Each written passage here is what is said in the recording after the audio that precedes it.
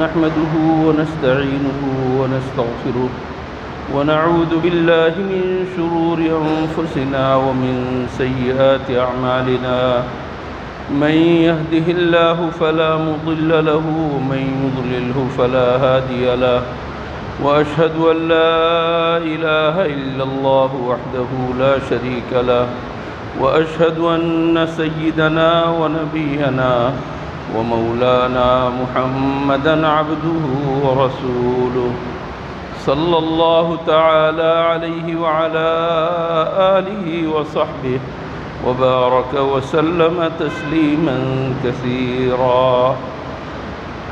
أما بعد فأعوذ بالله من الشيطان الرجيم. بسم الله الرحمن الرحيم. وما أرسلناك إلا رحمة للعالمين. وقال تعالى وإنك لعلى خلق عظيم. صدق الله مولانا العظيم وبلغ رسوله النبي الكريم ونحن على ذلك من الشاهدين والشاكرين والحمد لله رب العالمين. بزرگان محترم اور برادران عزیز، قرآن کریم کی دو مختلف جگہوں سے دو آیتیں میں نے آپ کے سامنے پڑھیں.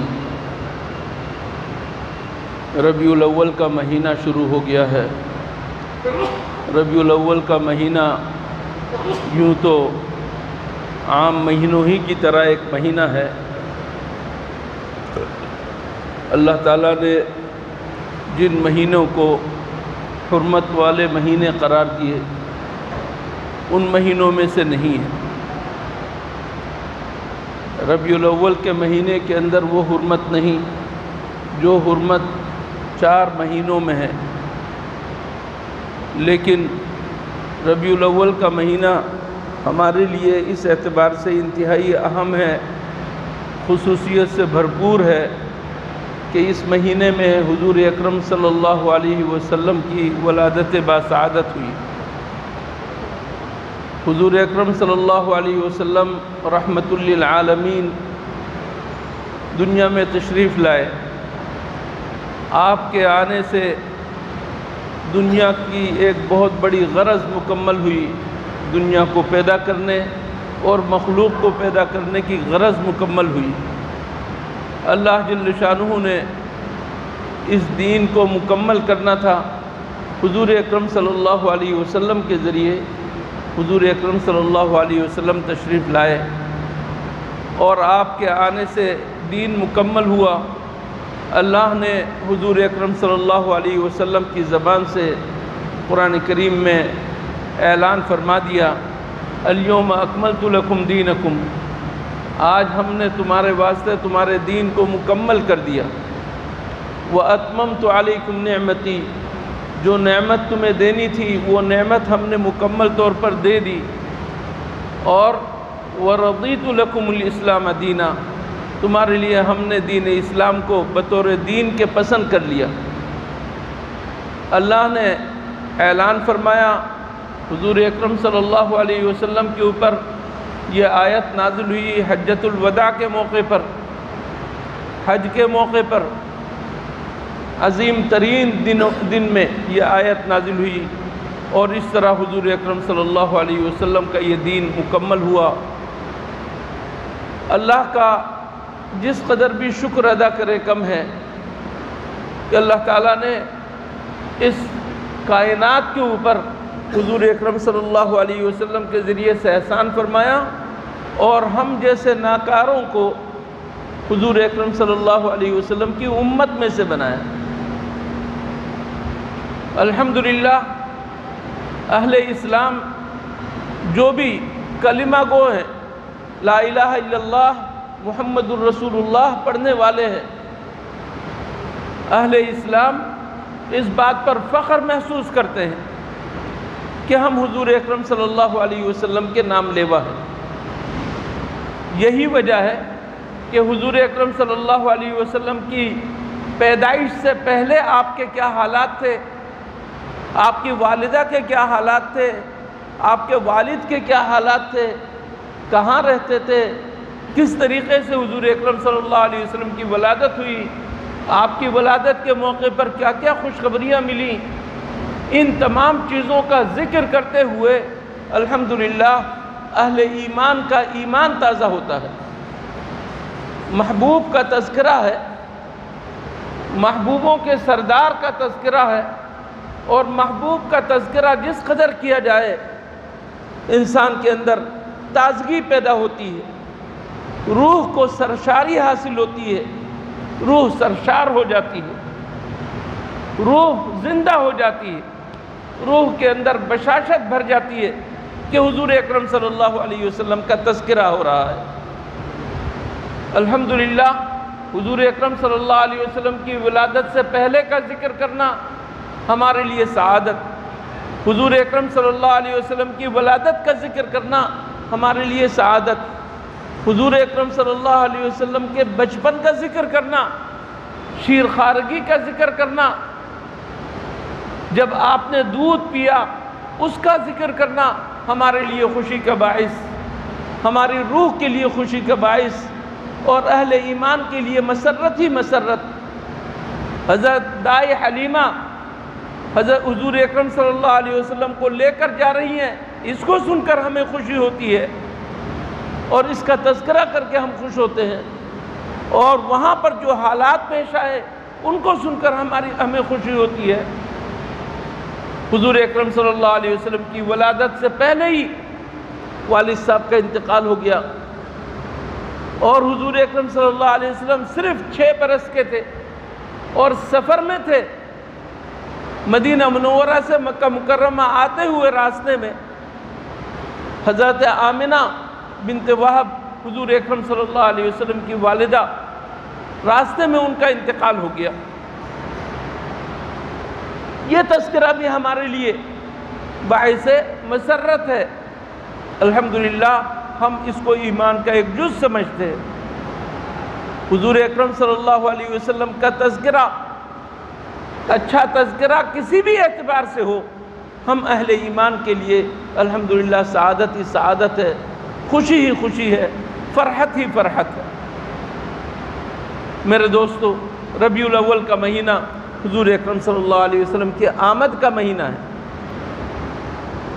حضور اکرم صلی اللہ علیہ وسلم آئے تو ربیع الاول میں ہے، لیکن حضور اکرم صلی اللہ علیہ وسلم کا ذکر صرف اور صرف ربیع الاول کے ساتھ خاص ہو جائے، یہ وفاداری کا تقاضا یہ نہیں ہے، محبت کا تقاضا یہ نہیں ہے کہ ہم ربیع الاول میں جمعے حضور اکرم صلی اللہ علیہ وسلم کا تذکرہ کریں اور باقی سالوں میں چھوڑ دیں۔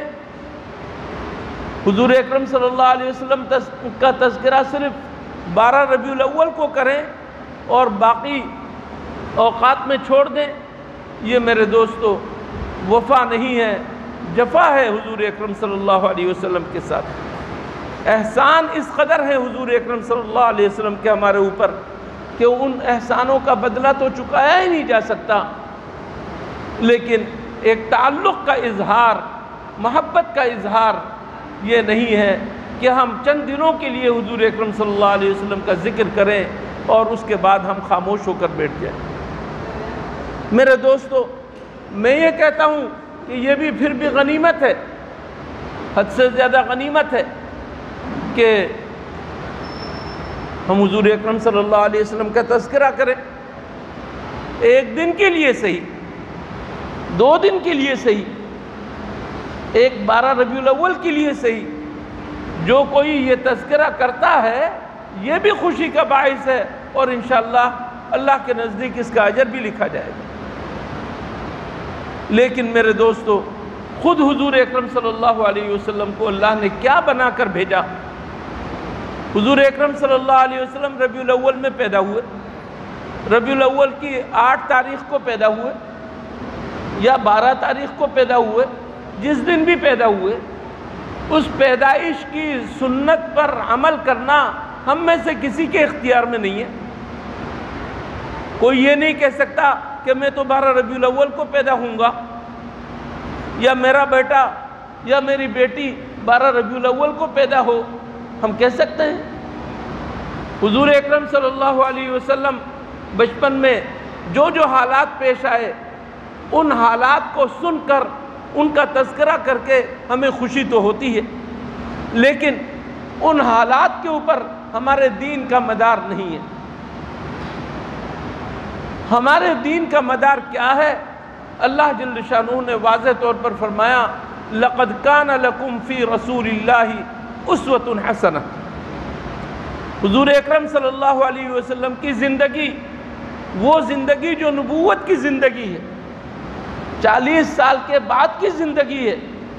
40 سال سے پہلے والی زندگی بھی ہمارے لیے قابل رشک، ہمارے لیے قابل اتباع، بہترین نمونہ، لیکن اصل میرے دوستو، اصل اتباع حضور اکرم صلی اللہ علیہ وسلم کی نبوت ملنے کے بعد کی زندگی کی اتباع ہے۔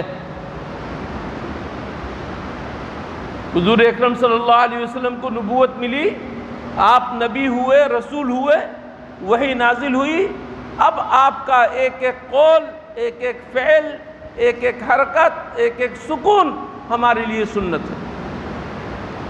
اس کے مطابق عمل کریں گے، ہمارے لیے اس کے اندر اللہ نے فوائد ہی فوائد رکھے ہیں۔ محبوب کی کسی بھی اعتبار سے مشابہت حاصل ہو جائے، اسوہ حسنہ بنایا ہے۔ میرے دوستو، آج سب سے زیادہ ہمیں جس چیز کی فکر کرنی چاہیے وہ یہ کہ حضور اکرم صلی اللہ علیہ وسلم کو جو اللہ نے ہمارے لیے ماڈل بنایا، نمونہ بنایا، وہ چیز ہمارے اندر موجود ہے۔ حضور اکرم صلی اللہ علیہ وسلم کو کیسا ماڈل بنایا، نمونہ کیسا بنایا؟ ایک تابعی حضرت عائشہ رضی اللہ تعالیٰ عنہ کے پاس پہنچ کر عرض کرتے ہیں کہ ام المومنین مجھے بتلائیے حضور اکرم صلی اللہ علیہ وسلم کے اخلاق کس قسم کے تھے، تاکہ میں ان جیسے اخلاق اپنے اندر پیدا کروں۔ پوچھا کہ حضور اکرم صلی اللہ علیہ وسلم کے اخلاق کیسے تھے؟ سیدہ عائشہ رضی اللہ تعالیٰ عنہ نے جواب دیا کہ کیا تم نے قرآن کریم نہیں پڑھا؟ کیا تم نے قرآن کریم نہیں پڑھا؟ کہنے لگے پڑھا ہے۔ تو حضرت عائشہ نے فرمایا کان خلقہ القرآن، یہ جو قرآن کریم اللہ نے نازل کیا ہے یہ ایک علمی کتاب ہے، اس کے اوپر حضور اکرم صلی اللہ علیہ وسلم نے عمل کر کے دکھایا۔ گویا عملی زندگی حضور اکرم صلی اللہ علیہ وسلم کی اور عملی اخلاق حضور اکرم صلی اللہ علیہ وسلم کے قرآن کے مطابق چلنا ہے، قرآن کے مطابق بنا لو۔ وَإِنَّكَ لَعَلَىٰ خُلُقٍ عَظِيمٍ، ایک آدمی حضور اکرم صلی اللہ علیہ وسلم کو سخت سست کہہ رہا ہے، گالیاں بک رہا ہے اور احسان جتلا رہا ہے کہ تم قرض لے کر دبا کر بیٹھ جاتے ہو اور قرض ادا نہیں کرتے ہو وغیرہ وغیرہ۔ صحابہ کرام اس شخص کی خبر لینے کے لیے اٹھتے ہیں، حضور اکرم صلی اللہ علیہ وسلم روک دیتے ہیں کہ خبردار اس کو کوئی کچھ نہ کہے، اور فرمایا ان لصاحب الحق مقالہ، جو شخص حق پانے والا ہوتا ہے اس کے اندر ایک پاور ہوتی ہے، اس کے اندر ایک قدرت ہوتی ہے کہ وہ کچھ سنانے کی بھی کوشش کرتا ہے، اگرچہ وہ سنا رہا ہے ناحق، لیکن حضور اکرم صلی اللہ علیہ وسلم نے تحمل کا سبق دیا، حلم اور بردباری کا سبق دیا، برداشت کرنے کا سبق دیا، اور پھر اس کے بعد حضور اکرم صلی اللہ علیہ وسلم نے اس کے قرضے کی ادائیگی کا حکم دیا۔ قرضے کی ادائیگی کا حکم دیتے ہوئے آپ نے فرمایا زن و ارجح، تول کر دو، سکوں کو تول کر دو، سونے کے درہم، چاندی کے درہم، سونے کے دینار، ان کو تول کر دو، اور فرمایا زیادہ کر کے دو۔ آپ اندازہ لگا رہے ہیں حضور اکرم صلی اللہ علیہ وسلم یہ نمونہ ہے ہمارے لیے۔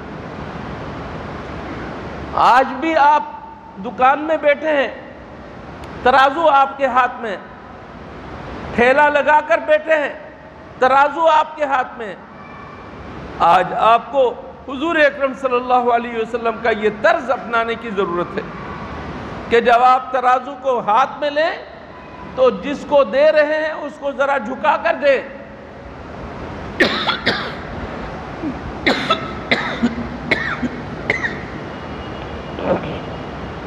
جس کو آپ دے رہے ہیں اس کو ذرا جھکا کر دیں۔ آج اس طرز کو اختیار کرنے کی ضرورت ہے۔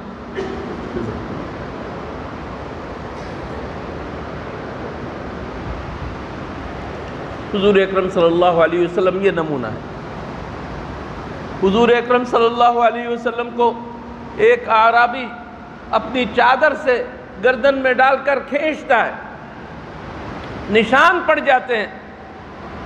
حضور اکرم صلی اللہ علیہ وسلم اس کے ساتھ رحم کا معاملہ فرماتے ہیں، اس کے ساتھ سختی کا معاملہ نہیں فرماتے، اور فرماتے ہیں دیکھو تم مجھ سے جو کچھ مانگ رہے ہو میں دینے کے لیے تیار ہوں، اور میں اس قدر دینے کے لیے تیار ہوں۔ یہ جو سامنے میدان ہے، جھاڑیاں دیکھ رہے ہو کثرت سے، یہ سب جھاڑیاں اگر دولت سے بھر جائے، یہ سب جھاڑیاں اگر سونے کی چاندی کی ہوں تو میں سب دینے کے لیے تیار ہوں۔ یہ ہے حضور اکرم صلی اللہ علیہ وسلم کے رحم کا معاملہ۔ جانوروں تک پر رحم، چڑیا کے اوپر رحم، اونٹ کے اوپر رحم۔ حضور اکرم صلی اللہ علیہ وسلم اونٹ کے آنسو پوچھ رہے ہیں اور بتلا رہے ہیں کہ رحم کرو، جانوروں کے اوپر رحم کرو۔ فی کل ذات کبد رطبۃ اجر، اعلان کر دیا کہ دیکھو لوگو رحم کرو، جو کوئی کلیجہ تر و تازہ ہے، یعنی روح والی کوئی بھی چیز ہے، روح والی کوئی بھی چیز ہے، اس کو تم کھلاؤ گے پلاؤ گے، اس کی خدمت کرو گے تو تمہیں اجر ملے گا۔ اپنے گھر میں تم نے پانی کا ایک کٹورا رکھ دیا تاکہ چڑیا آئے پی کر جائیں، کبوتر آئیں پی کر جائیں، کوے آئیں پی کر جائیں۔ یہ جو ایک پانی کا کٹورا رکھا ہے تمہارے لیے اجر کا باعث ہے۔ کیا کیا حقوق بیان نہیں کیے۔ میرے دوستو، حضور اکرم صلی اللہ علیہ وسلم کی سیرت، اصل جو عملی سیرت ہے اس کو اپنانے کی ضرورت ہے۔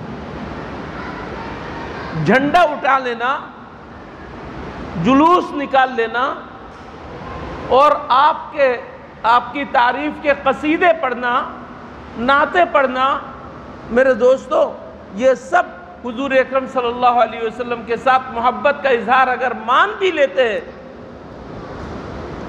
سب سے پہلے جو آپ سے پوچھا جائے گا یہ نہیں پوچھا جائے گا کہ تم نے جھنڈا لے کر، سبز جھنڈے لے کر تم نے پھریرے اڑائے تھے یا نہیں، نالین مبارکین کا نقشہ اپنے پیشانی پر سجایا تھا یا نہیں، نالین کا نقشہ تم نے اپنے گھر پر اڑایا تھا یا نہیں۔ یہ نہیں پوچھا جائے گا، یہ پوچھا جائے گا کہ میری سنت یہ تھی، پڑوسی کی خبرگیری کرو، تم نے خبرگیری کی یا نہیں۔ جس نے تمہارے اوپر ظلم کیا اس کے ساتھ رحم کا معاملہ کرو، حسن سلوک کرو، یہ میری سنت تھی، تم نے اس کے اوپر عمل کیا یا نہیں۔ معاف کرنا میری سنت ہے، تم نے معاف کرنے کی سنت کو اختیار کیا یا نہیں۔ آپس میں صلح کرنا اور ایک دوسرے کے جھگڑے کو نمٹانا اور آپس میں جو ہے دوست بن کر رہنا، محبت کرنے والا بن کر رہنا، یہ میری سنت تھی، تم نے یہ کام کیا یا نہیں۔ میں نے تمہارے سامنے یہ سنت رکھی کہ تم اپنے بھائیوں بہنوں کے حقوق ادا کرو، کہ تم اپنے بچوں کے حقوق ادا کرو، تم اپنے والدین کے حقوق ادا کرو، تم اپنے رشتہ داروں کے حقوق ادا کرو، تم اپنے پڑوسیوں کے حقوق ادا کرو۔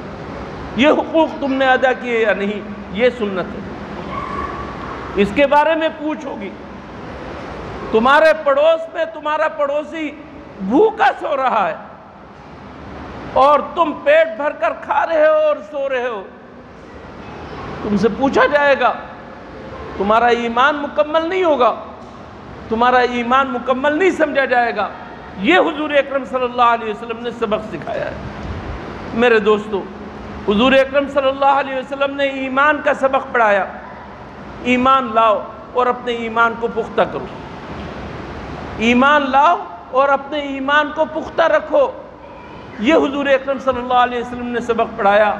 ہم اپنے ایمان کو محفوظ کر رہے ہیں یا اپنے ایمان کو گروی رکھ رہے ہیں غیروں کے سامنے؟ ہمارے ایمان پر حملے ہو رہے ہیں لیکن ہمارے ایمان کے اندر کوئی تھر تھری پیدا نہیں ہوتی۔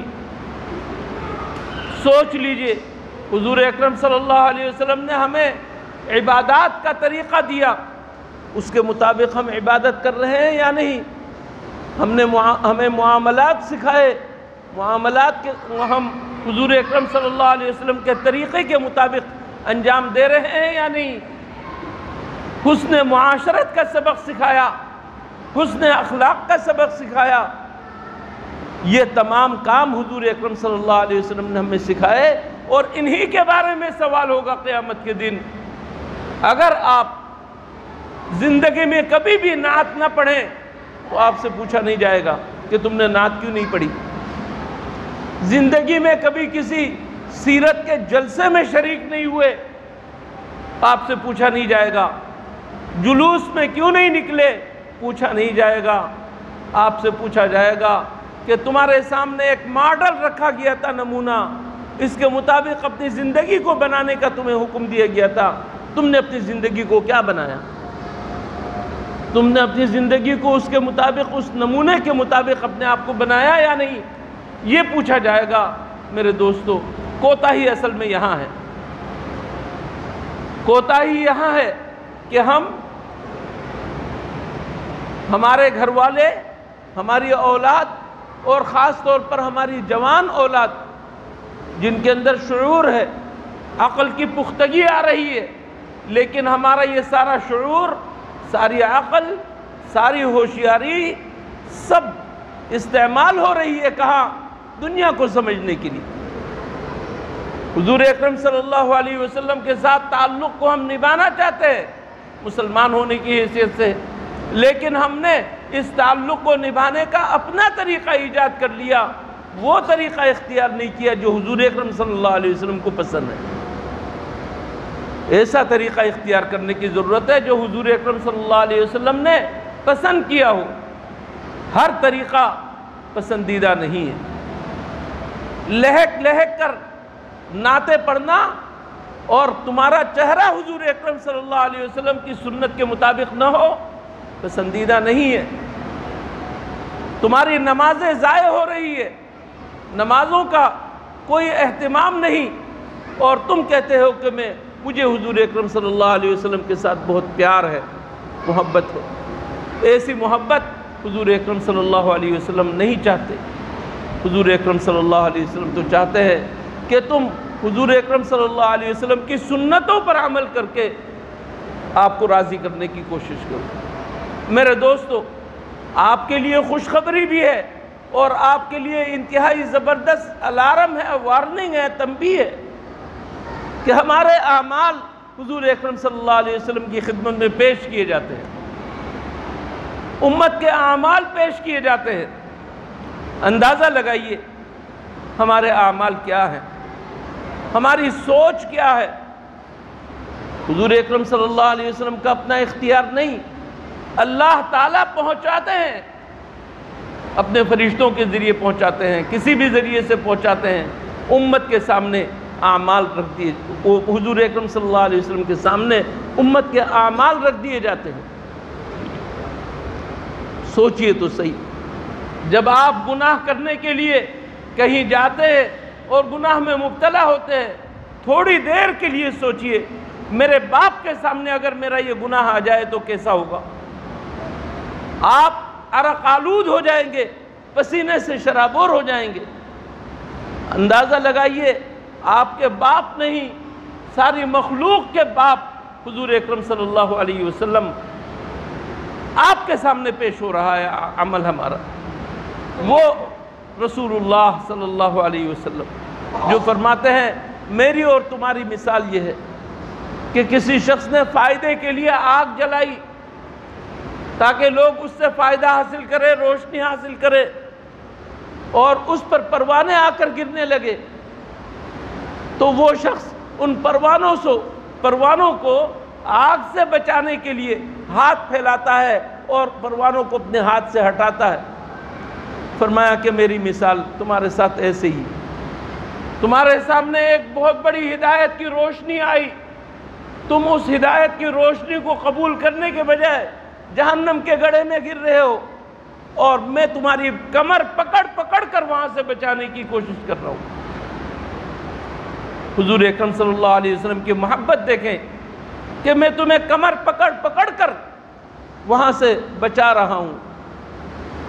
جو حضور ہمیں جہنم سے بچانے کے لیے پوری رات اللہ سے دعا کر رہے ہیں، اے اللہ میری امت کو بچا لے، میری امت کو بچا لے۔ قیامت کا دن ہوگا اور ہولناک منظر، اس وقت بھی سارے کے سارے لوگ اپنے آپ کو یاد کر رہے ہوں گے کہ میرا کیا ہوگا، اور رسول اللہ صلی اللہ علیہ وسلم کو فکر ہوگی تو امت کی ہوگی، اور آپ کہیں گے امتی امتی، میری امت کو بچا لے۔